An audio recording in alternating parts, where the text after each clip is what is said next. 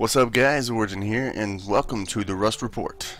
In this episode, we're going to talk about metabolism, bow and arrow, eating and cannibalism, some terrain updates, we're going to check out the weapon ballistics that have been added, the bolt action rifles finally in, we got corpse looting, corpse removal, wolf updates, some deer updates, and some concept art. So let's go ahead and get started with that now.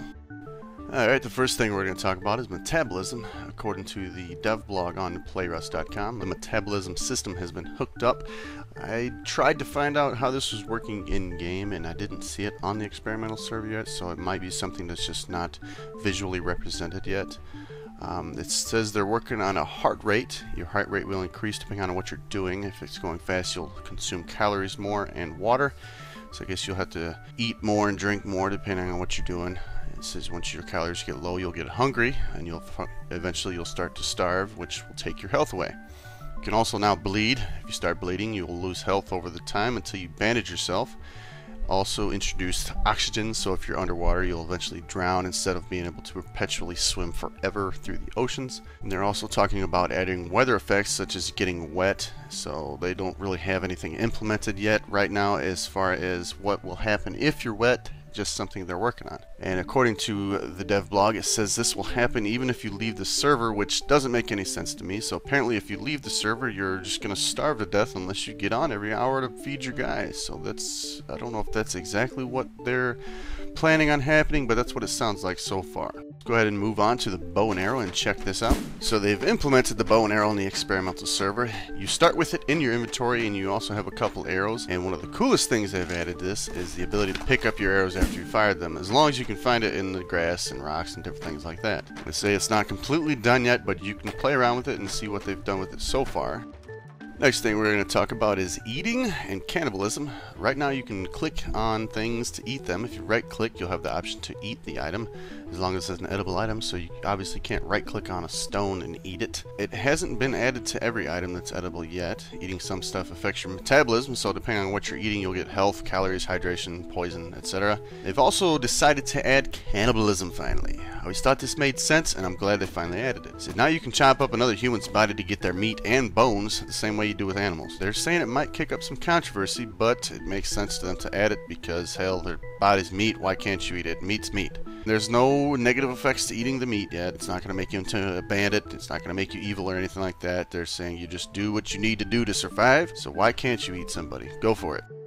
Moving on, we've also got some terrain updates. You'll see the different pictures here with the different nighttime settings and also some different daylight settings. I guess they've worked on blending the differences between the color grading between night and day and different times of day, so they made things look a little better that way. And they've also decided to bring back auroras. Remember that bug back in the original Rust beta where it would just basically look like a black hole open up at nighttime? Well, everybody loved it and thought it was cool, so they decided to kind of bring it back, but just in a more realistic form. So to look up in the nighttime, you'll see the Aurora Borealis, you know, the northern lights, the green wavy lights and things like that. So that's going to be cool once they add that in. Next thing we're going to check out is ballistics. In the original Rust, there were no ballistics. Basically, you point at something, you shoot, it was an instant shot. Hit whatever you pointed at. Really easy to get headshots. Well, now they're adding ballistics to the weapons. So you see here, I'm using the bolt action rifle that they have, and you fire the bullet, you actually see the bullet travel, and it actually drops over time. I'm really excited about this update because it's going to take a little more skill to get shots on people instead of just those instant headshots and stuff like that. They've also added corpse looting, so now you can loot players while they're laying on the ground, alive or dead. So that's going to be a nice, interesting little thing. Kind of similar to DayZ, how you can just walk up and loot their backpacks if they're just sitting there and not paying attention. So that's going to be an interesting little feature that they're planning on adding. And we'll take a quick peek at corpse removal. I don't have any actual in-game footage of this, just the notes that they've released on their playrust.com website. Basically, they say corpses now get removed after 6 hours, and they're saying it's a temporary thing. Ideally, they want the corpses to stay around forever.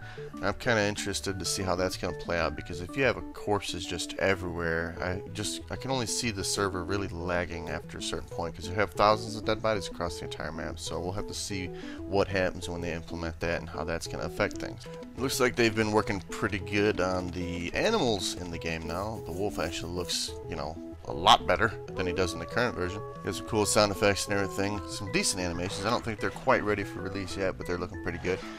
They've also been working on the updated deer model, so you see here you get some animations of him running around. No sound effects yet, but he's looking pretty good also. And finally, we'll check out some concept art. Here we got a metal axe. And check out some of the radio concepts that are being designed. And finally, we have some shelter designs. So we got some pretty interesting concept art coming out of things that might be put into the game at some point. Looking pretty cool. And finally, I will leave you with this beautiful sunrise in one of the valleys of Rust.